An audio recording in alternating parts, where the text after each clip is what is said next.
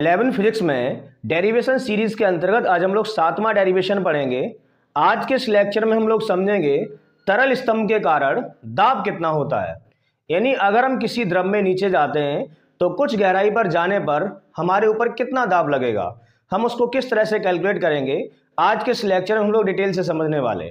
और आज के इस लेक्चर में हम लोग समझेंगे निरपेक्ष दाब या परम दाब क्या होता है, और इसके साथ साथ हम लोग गेज दाब या प्रमापी के बारे में भी समझेंगे। तो चलिए जानते हैं आज के इस लेक्चर में।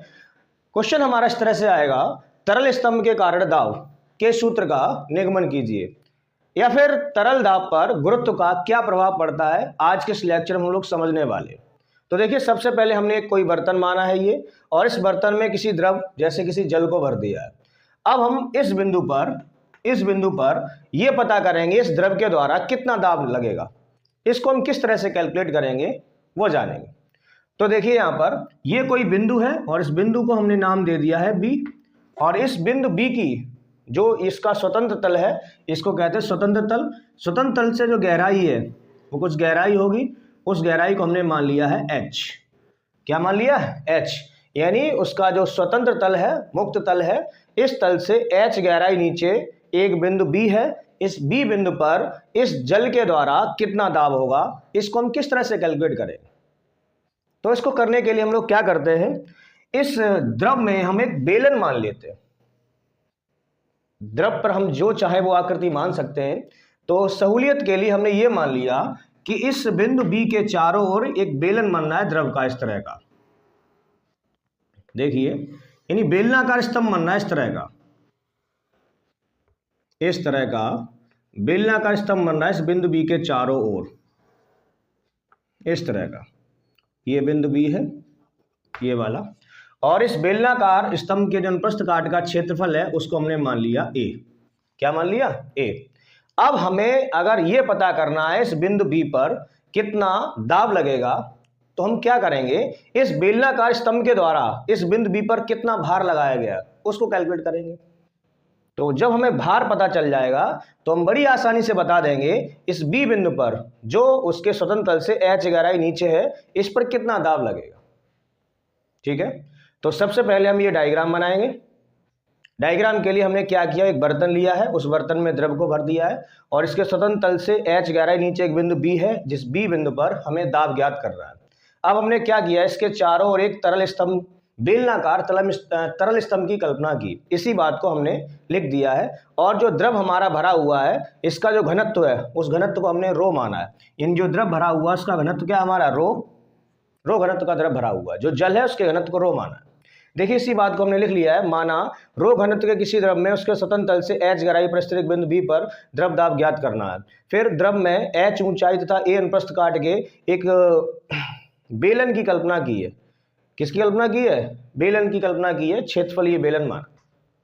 तो चलिए, अब हम क्या करेंगे, इस बेलनाकार स्तंभ के द्वारा इस बिंदु बी पर कितना दाब लग रहा है उसको कैलकुलेट करेंगे। तो चलिए समझते हैं, इसको हम करते हैं। इसको हमें क्या चाहिए, बिंदु बी पर दाब। तो बहुत आसान है, हमें क्या निकालना है, बिंदु बी पर दाब। हमें निकालना है बिंदु बी पर दाब, और दाब को हम दर्शाते पी से।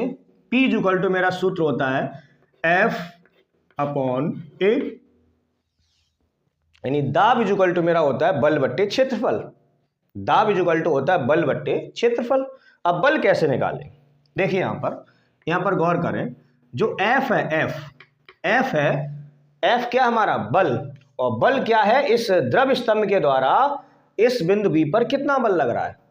तो आप खुद सोचिए, ये जो द्रव स्तंभ है हमारा, बेलनाकार द्रव स्तंभ है, इसके द्वारा इस पर जो दाब लग रहा होगा वो इसके भार के बराबर ही तो लग रहा होगा। यानी यहां पर जो बल का मान होगा वो बेलनाकार जो द्रव स्तंभ है उसके भार के बराबर होगा। बेलनाकार द्रव स्तंभ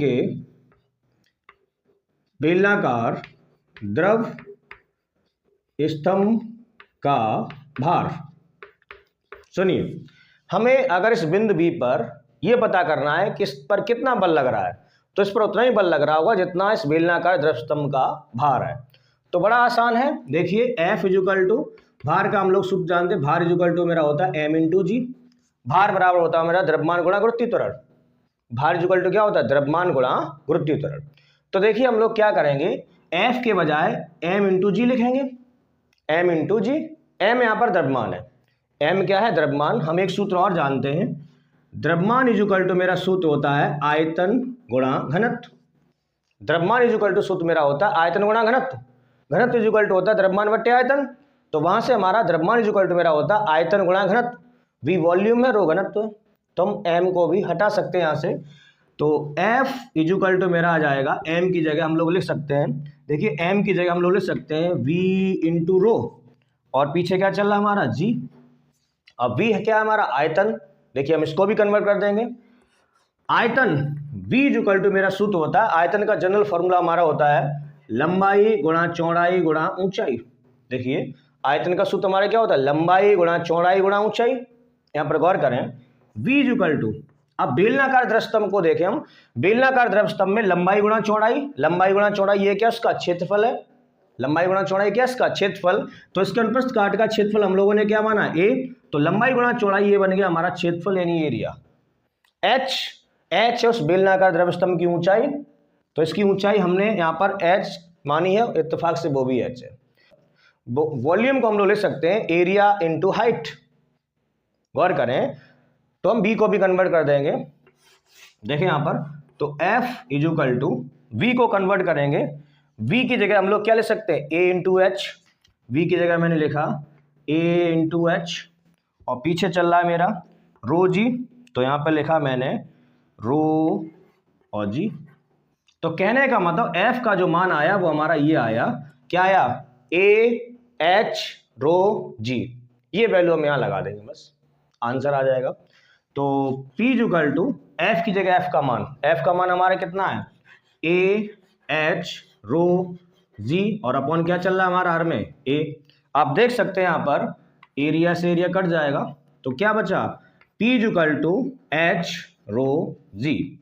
तो हमने बड़ी आसानी से बहुत कम स्टेप में हमने ये पता कर लिया, इस B बिंदु पर, ये जो B बिंदु है धरातल से h गहराई नीचे है, इस B बिंदु पर कितना दाब लगेगा, इस द्रव के द्वारा कितना दाब लगेगा, उसका सूत्र हमारा आ गया h रो जी। h है उस बिंदु B की गहराई, यानी बिंदु B जितना नीचे गहरा होगा, जितनी गहराई पर होगा, ये सूत्र हमें बता रहा है उस पर दाब उतना ही ज्यादा लगेगा। P H के अनुपाती है, इसका मतलब क्या हुआ, H जो है वो P के अनुपाती है, इसका मतलब ये हुआ ज्यादा गहराई होगी ज्यादा दाब लगेगा, कम गहराई होगी कम दाब लगेगा। कहने का मतलब ये हुआ, ये बिंदु B जितनी ज्यादा गहराई पर होगा, उस बिंदु B पर दाब उतना ही ज्यादा लगेगा द्रव का। रो है द्रव का घनत्व, अगर हमने जो द्रव लिया हुआ है इसका घनत्व ज्यादा है तो उस पर दाब भी ज्यादा लगेगा उस बिंदु पर। तो कहने का मतलब ये है कि अगर द्रव का घनत्व ज्यादा है तो उसके लिए दाब भी द्रव का ज्यादा लगेगा। जी हमारा गुरुत्वीय त्वरण है, इसका तो मान फिक्स है 9.8 है। तो यहां से हमें समझ में आ गया जो द्रव दाब है वो उसकी गहराई के, बिंदु बी की गहराई के अनुपाती तथा द्रव के घनत्व के अनुपाती होगा। अगर गहराई ज्यादा है तो दाब ज्यादा लगेगा, उस द्रव का घनत्व ज्यादा है तो भी दाब ज्यादा लगेगा। आज की जो हमारी डेरिवेशन थी तरल स्तंभ के कारण दाब, वो इतनी है। इसके बाद कई बार डेफिनेशन पूछते हैं हमसे वो कि निरपेक्ष या परम दाब क्या होता है, निरपेक्ष या परम दाब क्या होता है, या फिर गेज दाब या प्रमापी किसे कहते हैं। तो चलिए हम इनको भी समझ लेते हैं, ये इसी से रिलेट करता है इसलिए हमने इसको इसी में रखा है। तो निरपेक्ष दाब या परम दाब जो होता है इसको हम लोग कुल दाब भी कहते हैं। क्या कहते हैं, कुल दाब। अब कुल दाब का मतलब क्या हुआ, निरपेक्ष दाब या परम दाब, इसको हम लोग कुल दाब भी कहते हैं, यानी टोटल प्रेशर कहते हैं। कुल दाब अगर हमें यह पता करना है इस बी बिंदु पर कुल दाब कितना है, तो जाहिर सी बात है इस बी बिंदु पर हम द्रव के द्वारा कितना दाब लग रहा है वो, और ऊपर से जो हमारा इस पर वायुमंडलीय दाब होगा, वायुमंडलीय दाब को हम दर्शा देते हैं PA से, यानी एटमॉस्फेरिक प्रेशर। तो अगर हम द्रव दाब में वायुमंडलीय दाब को भी जोड़ लेते हैं तो वो हमारा कुल दाब या निरपेक्ष या परम दाब बन जाता है। जैसे हम यहाँ पर खड़े हैं तो हमारे ऊपर वायुमंडल का दाब लग रहा है, अब हमारे सभी के ऊपर वायुमंडलीय दाब लगता है। अगर हम वायुमंडलीय दाब को भी जोड़ लेते हैं द्रव दाब के अंदर तो हमारा बन जाता है कुल दाब, या फिर इसको बोलते हैं निरपेक्ष या परम दाब। बड़ा आसान है, कुल दाब या निरपेक्ष दाब या परम दाब इक्वल टू मेरा होता है, क्या होता है, वायुमंडलीय दाब यानी वायुमंडल में कितना दाब लग रहा है उस पर, वो एटमॉस्फेरिक प्रेशर, वायुमंडलीय दाब और प्लस द्रव दाब, यानी द्रव के द्वारा उस बी बिंदु पर कितना दाब लगेगा। अगर हम इन दोनों को जोड़ देते हैं तो हमें क्या मिल जाएगा, कुल दाब। तो निरपेक्ष दाब या परम दाब की परिभाषा मेरी हो गई, वायुमंडलीय दाब तथा द्रव दाब के कुल योग को हम लोग क्या कहते हैं, कुल दाब या परम दाब। तो कुल दाब को हम लोग दर्शा देते रहे यहाँ पर पी डैश से, इक्वल टू वायुमंडलीय दाब, इसको हम दर्शाते हैं पी ए से, यानी एटमॉस्फेरिक प्रेशर, प्लस द्रव दाब, और द्रव दाब का हमने अभी अभी डेरिवेशन किया, द्रव दाब P इक्वल टू मेरा क्या होता है, एच रो जी। तो इसको हम ऐसे लिख सकते हैं यहाँ पर एच रो जी। तो यानी ये हमारा सूत्र आ गया निरपेक्ष या परम दाब या कुल दाब का। तो बहुत आसान है, अगर हम द्रव दाब में वायुमंडलीय दाब को भी जोड़ दें तो कहने का मतलब ये हुआ, द्रव दाब और वायुमंडलीय दाब के योग को हम लोग निरपेक्ष या परम दाब या कुल दाब कहते हैं। अब बात करते हैं इसकी गेज दाब या प्रमापी। तो गेज दाब या प्रमापी क्या होता है, अगर हम कुल दाब में से यानी टोटल प्रेशर में से वायुमंडलीय दाब को घटा दें तो हमारा मुझे मिल जाता है गेज दाब या फिर प्रमापी। इसकी परिभाषा क्या होगी, कुल दाब तथा वायुमंडलीय दाब के अंतर को हम लोग कहते हैं गेज दाब या प्रमापी।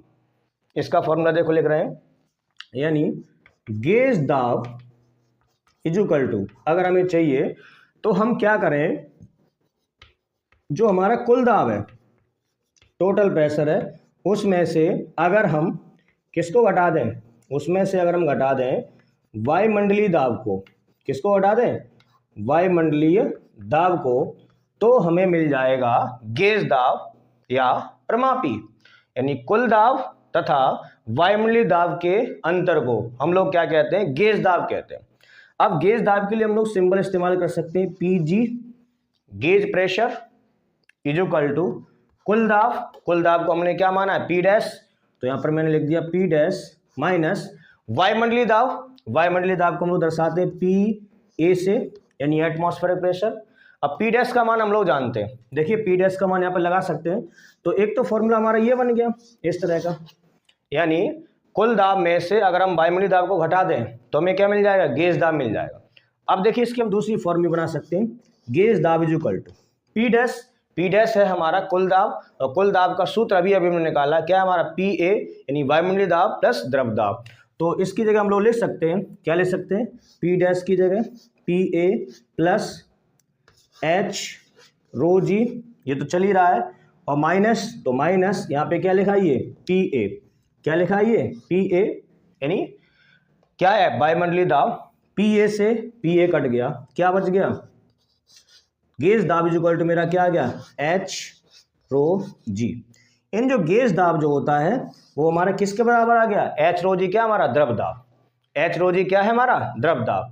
देखिए हमने बड़ी आसानी से ये पता कर लिया गेज दाब मापी क्या है, निरपेक्ष दाब या परम दाब क्या है, और अगर कोई बिंदु एच गहराई पर स्थित है तो उसके द्वारा द्रव दाब कितना लगता है। इन तीनों ही जवाबों को आज के इस लेक्चर में हमने जाना। आप इसका स्क्रीनशॉट ले सकते हैं, और हाँ, ऐसे दमदार लेक्चर्स देखने के लिए आप हमारे चैनल कैप्चर फ्लिक्स से जुड़िए, सब्सक्राइब कीजिए, शेयर कीजिए। Thank you. कमेंट जरूर करें क्लास आज की कैसी रही।